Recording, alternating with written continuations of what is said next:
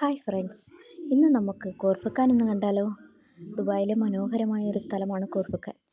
റോഡിൻ്റെ രണ്ട് സൈഡിലും മലകളാണ്, വലിയ മലകളാണ്.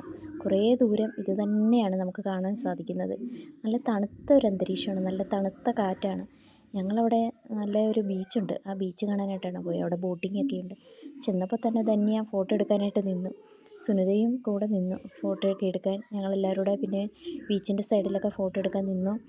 അങ്ങനെ കുറേ ഫോട്ടോയും വീഡിയോസും ഒക്കെ എടുത്തു. നല്ല മനോഹരമായ ഒരു കടലാണത്, നീലക്കടൽ. നീലക്കടൽ എന്ന് പറഞ്ഞു കഴിഞ്ഞാൽ എന്തൊരു സൗന്ദര്യമാണെന്നറിയോ. കണ്ടുകൊണ്ടങ്ങ് നിൽക്കാൻ തോന്നും നമുക്ക്. ഞങ്ങളുടെ കൂടെ വന്നവരെല്ലാം അവിടെ വെള്ളത്തിലൊക്കെ ഇറങ്ങി കളിക്കാൻ തുടങ്ങി.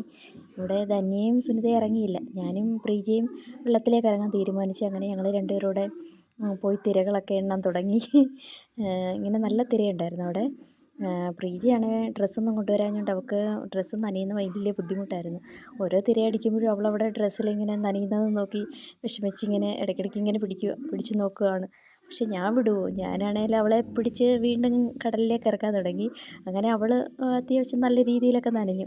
ഇനി ഡ്രൈവർ ഞങ്ങളെ ബസ്സിനകത്ത് കയറ്റി ഇരുത്തുമോ എന്തോന്നൊന്നും ഞങ്ങൾക്ക് അറിയത്തില്ല. എന്നാലും ഞങ്ങൾ നല്ല രീതിയിൽ കടലൊക്കെ ആസ്വദിച്ച്, അതിനാണല്ലോ നമ്മളിവിടെ എത്തിയത്. അപ്പോൾ പിന്നെ നമ്മൾ ഇറങ്ങാതിരിക്കാൻ നമുക്ക് പറ്റത്തില്ലല്ലോ.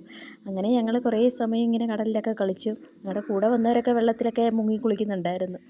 പിന്നെ ഞങ്ങൾ വിചാരിച്ച് കുറച്ച് റീൽസൊക്കെ ചെയ്താലോ എന്ന് വിചാരിച്ച് ഞങ്ങൾ വന്ന് ഫോണൊക്കെ എടുത്തുകൊണ്ട് പോയി കുറച്ച് റീൽസൊക്കെ നോക്കി, ഡാൻസൊക്കെ കളിച്ച് നോക്കി. പക്ഷേ ഞങ്ങൾക്കൊന്നും അങ്ങോട്ട് സെറ്റാവുന്നില്ലായിരുന്നു.